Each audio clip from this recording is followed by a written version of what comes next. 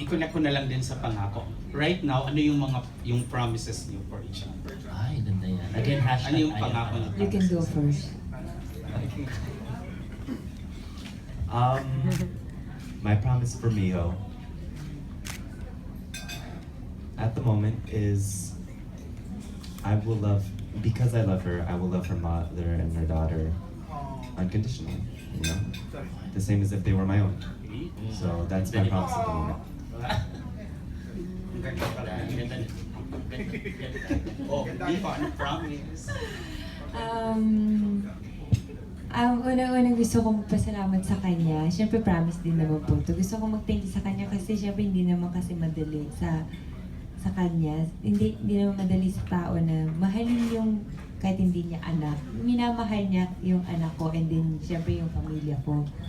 So sana huwag siyang magbago and then sana nandyan lang siya palagi para sa anak ko, para sa nanay ko, para sa amin. So gusto ko rin i-promise sa kanya na nandyan din ako para sa kanya. Yun. Kahit simple lang, yun yung gusto kong masabi sa kanya at gusto kong i-promise. Thank you. Yes. Congrats. Thank you. Because singit na ako kay Aaron na